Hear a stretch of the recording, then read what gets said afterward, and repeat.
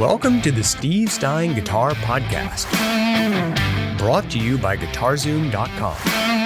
If you want to improve your guitar playing, keep listening. If you want to improve even faster, go to GuitarZoom.com, where you'll find all of Steve's premium courses, masterclasses, and memberships that'll help you quickly and easily improve your playing. Now here's your host, Steve Stine.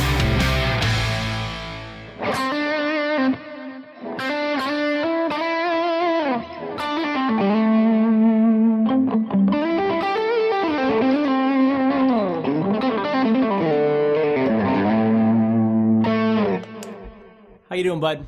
Hey, Steve, I'm doing great. How are you, sir? Good. Can you hear me okay? I can hear you great. Good. As always, a pleasure to be here with you, and thank you to all of you who are joining us for this live creative soloing workshop. Really appreciate your time.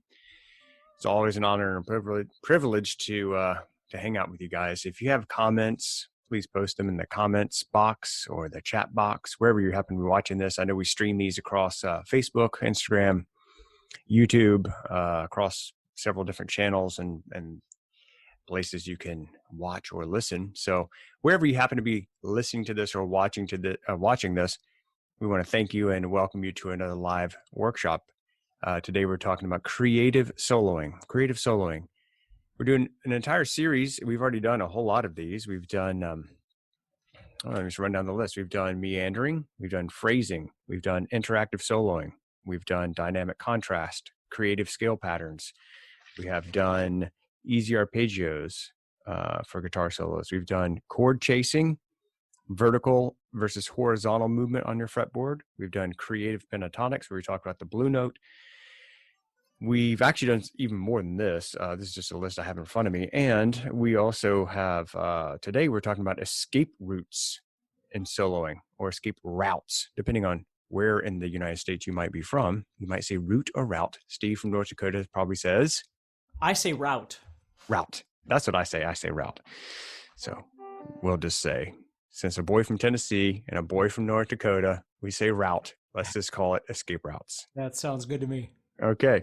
So guys, you can check out the playlist. It's going to be called Creative Soloing. It'll be available. I've been saying it's going to be available on all the channels. I got corrected. I think it's actually only going to be available on maybe one of the channels, but definitely the Guitar Zoom channel or the Steve Stine channel. We also have a Guitar Songs channel. You want to be subscribed to all three of those if you want to get all the different stuff that we do. But you can just go to the channel, click on the playlist, and then it'll be there for you. Creative Soloing.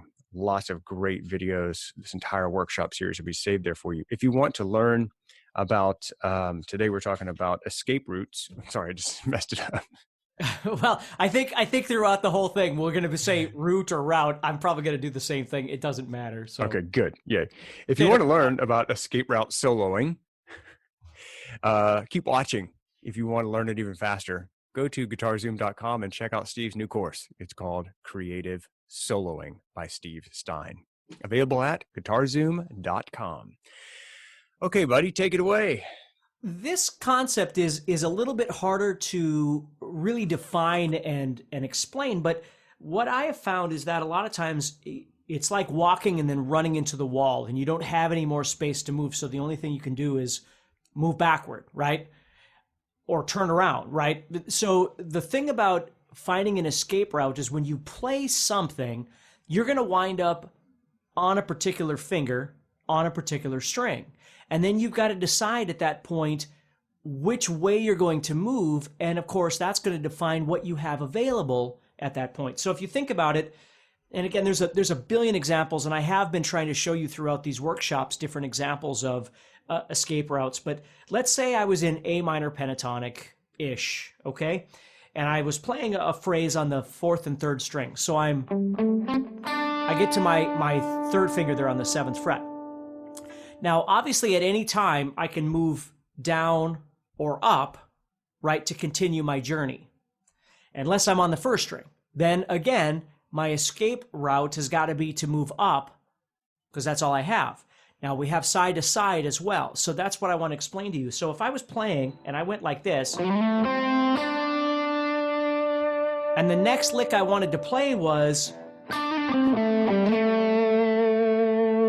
I'm sitting on the wrong finger to execute that particular lick.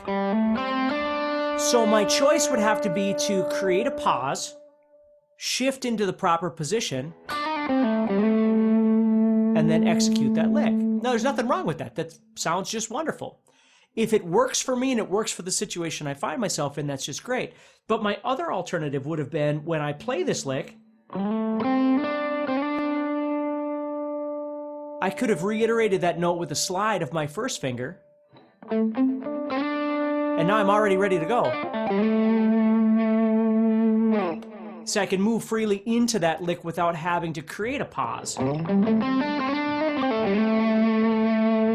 But I have to have the wherewithal to understand that I'm going to have to reposition myself. Maybe I don't know, 15 seconds ahead of time that that's coming, but I need to have the intuition as I'm playing that particular lick that the next thing I want to do is this phrase or this lick or whatever, and reposition my hand in a proper position to be able to execute that. So for instance, I was playing a few workshops ago, I was showing you some arpeggios and things. So I was playing this thing. Now when I get to the top, I'm on the 7th fret of the first string with my pinky, which again is fine. There's nothing wrong with that at all. But now I've got to decide what I want to do. I'm not on the 4th string. I'm not on the 5th string. I'm not at the 12th fret, right? I'm not in any of those places. So I have to make a choice of what it is I'm going to do at this point. And this is where, for me, a lot of times, like here, if I come up, I could always build my way back from that 7 into something else, and that would be perfectly fine. But I might decide that my escape route is going to be a slide. That sets me up somewhere else. But you'll notice if I slide, I'm still on my pinky, so I've still got to play on the back side. I just have to be aware of that. I'm not going to sit and try and do everything with just my pinky the whole time. So I've got to have something available for a lick or for a phrase or for meandering or whatever that allows me from that pinky to be able to work backward. Does that make sense? On this side of my fretboard, unless I can find a way of maneuvering to get to my first finger or my middle finger or whatever it is that would get me out of that. Well, that would get me out of that. If I did the slide from 3 to 7 with my first finger, that has now freed up my fingers on this side.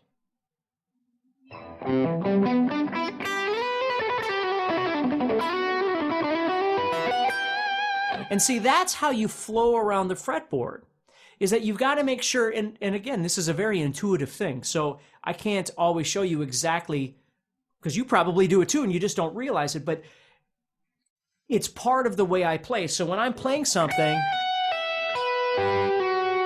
that slide,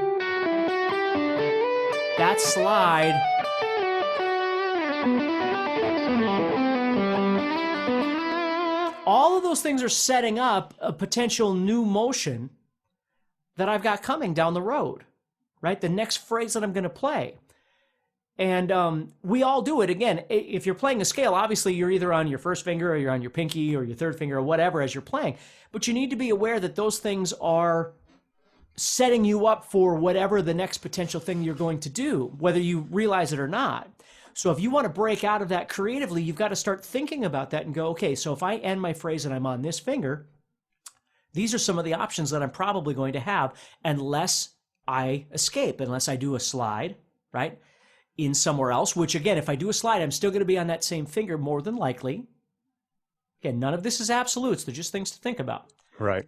Or I might do a slide, an alternate slide with a different finger, which then sets up my first finger for something else that I could be doing.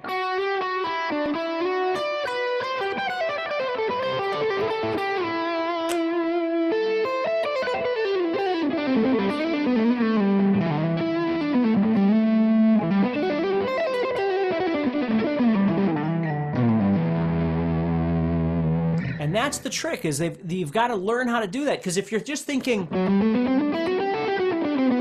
it's hard to escape that, right? Because you get stuck. But if all of a sudden I do that slide right there up to the 7th fret of the 2nd string,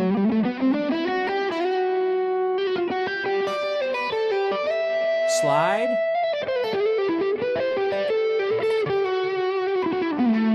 all of those things are escaping me out of that one position that I'm in and offering me the possibility of doing something new with the new position I find myself in, or the new fingering I find myself in. Does that kind of make sense? That makes a lot of sense. Something I don't think I've ever even thought about. Well, and I never used to think about it either, but once I started playing, because sometimes you'll be playing something like, which we'll be talking a little bit about in the next workshop, but if I was playing like a cross fingering, right? So I'm using the same finger for 2 different strings. In order to do that, I've got to think about, which fingers I'm going to use and what's going to come after that to kind of set myself up for something. And even the guitar pick winds up being an element of an escape route, depending on whether or not you're down picking or you're alternate picking or you're up picking, right? The direction that the pick winds up on is going to encourage you to move a certain way, right? If you're enjoying this episode and you'd like to support the podcast, go to GuitarZoom.com and consider becoming a premium member. There are 3 memberships to choose from. VIP, which gives you instant access to a library of short but powerful courses, as well as new bite-sized lessons each month. There's also Play Songs that gives you step-by-step lessons so you can learn to play your favorite songs fast. And finally, there's Masterclass, university-level training on everything from soloing to music theory, from blues to home recording. For more info about these memberships and all the premium courses available to you, go to GuitarZoom.com. Now back to the podcast. If I push down, I could keep pushing down and get all the way through the strings. If I was strumming, it makes logical sense to push down through everything. If I'm trying to alternate, no matter how fast I could possibly go, it's never going to sound like a strum, like a down would, right? So in essence, that's what an escape route is. We're just talking about the fretting hand escaping right now, and then in one of the next sections, we'll be talking about some picking ideas that I'll give you as well. So that's awesome. So one of the comments we have, Steve, is how do you know which finger to use for an escape route?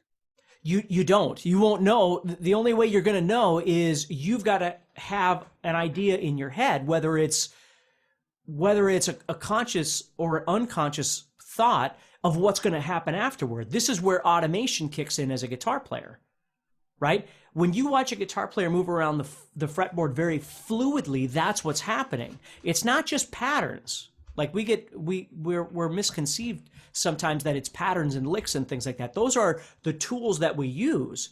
But when we finish that pattern of that lick, we've got to do something else, right? So, and it doesn't always mean moving horizontally. It can also mean staying here, but just understand that the flow of gravity, if you will, if you're on this finger, it pushes you to this finger.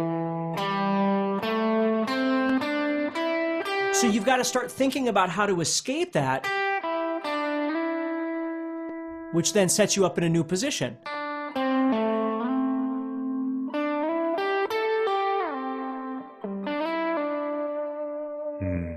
You see? So it's a way of thinking. I'm getting out of this place that I'm at, or I'm getting out of this position I'm in. Because if let's say you've just been playing for a little while and you just learned the pentatonic, you're always used to using these fingers on this side. And you're always used to using this finger on this side. Well, what if you did this? Now you're screwed. Right? Because you can't do that. What can you do? Whatever's over here. You see, now you've got a whole new territory here that you could explore. Now, I would need to know what that position is, no doubt about it. Again, there's no denying that having knowledge of your fretboard, for me, it's like road maps, right? If I'm going to drive somewhere, I have to know how to get there. There's 1,000 different ways I can get there, whether it's fast or slow or scenic or whatever the case may be. But I've got to have a destination ability or I'm going to get lost, right? So the same thing happens on your fretboard. When you're playing, What I've always loved about the guitar is that even though we're playing pentatonic, let's say we're playing A minor pentatonic, so every position is the same notes over and over and over. Absolutely true. Sounds very monotonous that way, if we think of it that way. But the truth is, the way the notes are organized on each string are never the same, right? This, well, I shouldn't say never the same, but when I play this,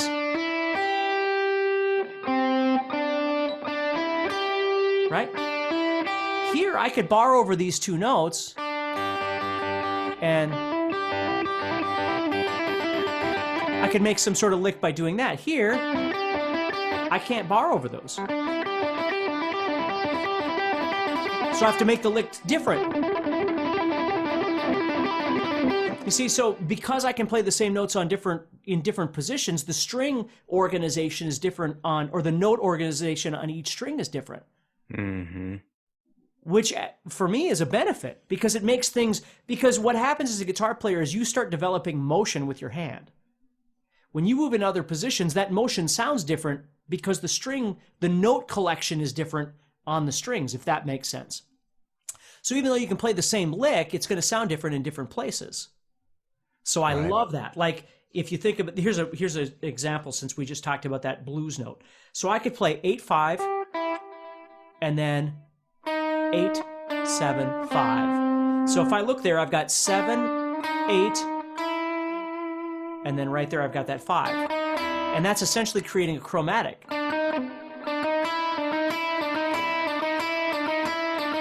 But I got to cross strings to do it. If I go to this position right here, they're all on the same string. So I can make a lick that I couldn't play. It'd be way harder to play in that position. Totally makes sense. You see, so we want to learn how to escape out of the position we're in for a host of different reasons. Sometimes it's creative, sometimes it's visual, sometimes it's out of necessity. For a particular thing that we might want to execute, it just doesn't work very well in the position that we're in. But if we move somewhere else, it actually becomes very functional. So it's just things to think about a little bit. Again, escape routes for me aren't like 8th fret of the 2nd string. It's not that. It's your approach. It's thinking about when you're using your fingers. And that's something that I really came across when I started doing a lot of sliding with my playing. Now, I could slide back, and I'm right back where I was, doing exactly the same thing I was, and I could make something hopefully musical there, and nothing wrong with that. But if I go...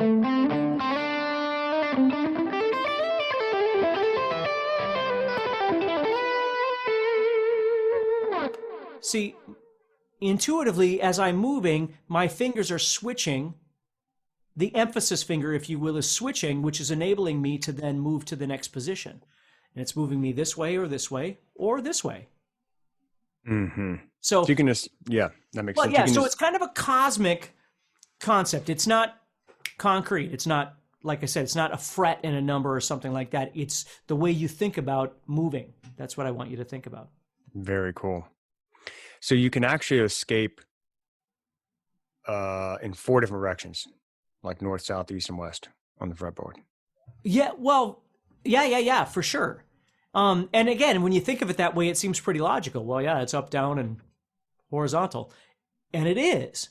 But it's what do you have available next, right? If you don't have a surplus of licks, or you don't really know that next position, and you shift up to that position, you have to know then, well, what are you going to do? You see?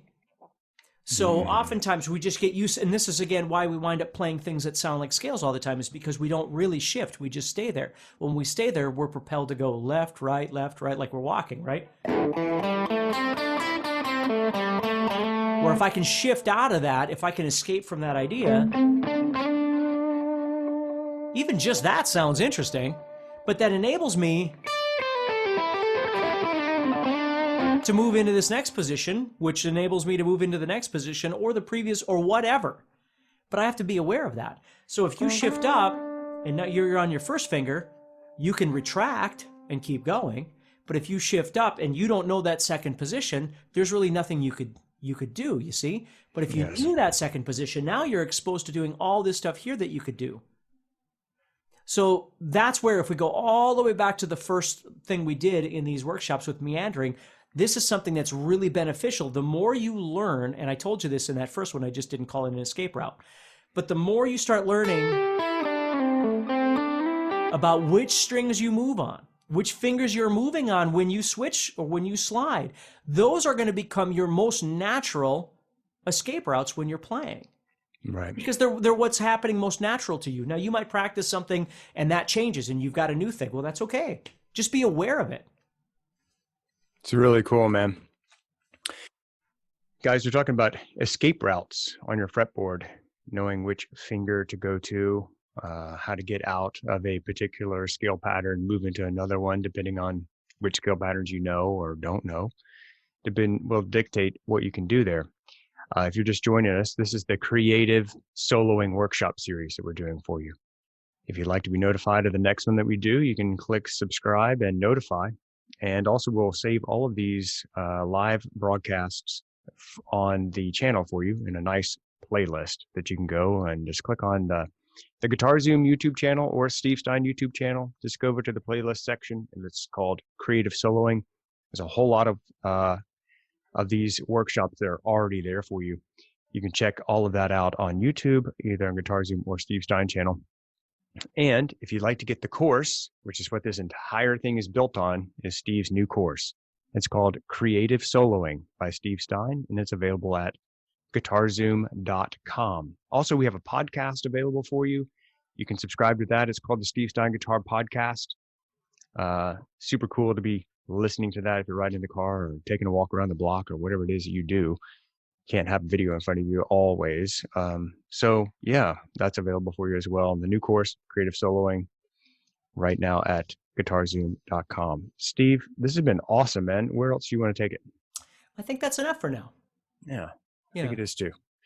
Guys, we're doing another one of these. I hope that you'll join us. Same time, same live session. And we will see you in the next live streaming session for the Creative Soloing.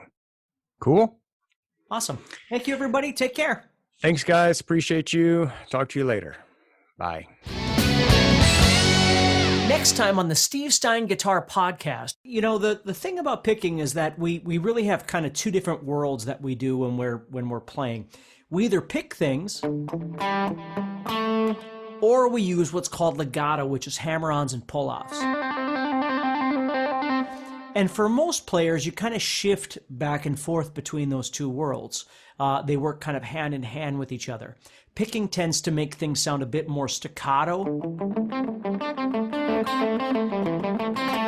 And legato tends to make things sound a bit more like connected and smooth.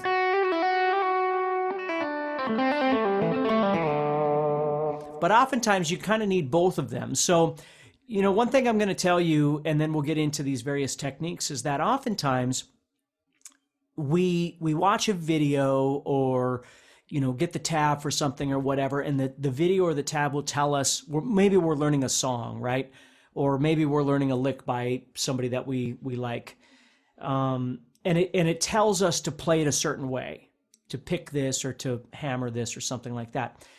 And it's okay to learn it that way, all right? But what I always want to remind people is that the most important thing, especially when you're trying to be creative, is that you've got to find what works best for you. Just because the particular pair of shoes fits somebody else doesn't mean they're going to fit you. And so, sometimes it's necessary. Sometimes you need to pick it a certain way, or you need to do a legato thing a certain way. Sometimes it is, but oftentimes it's not. You have to figure out what's the best way for you. Hey, Steve Stine here from GuitarZoom.com, and thank you so much for listening to this podcast. If you enjoyed this episode, can I ask you a favor? Please subscribe, leave a review, and share it with a friend. Your feedback means more to me than you'll ever know. And be sure to check out my YouTube channels where you'll find over 1,000 videos to help you with your guitar playing. Thanks again for listening. Stay positive, keep playing, and keep having fun. If you'd like some help with your guitar playing but you're not sure how to get started, go to GuitarZoom.com and look for the Help Me Choose survey. By answering a few simple questions, you'll get Steve's personal recommendation of the perfect course for you. All this and more is available for you at GuitarZoom.com.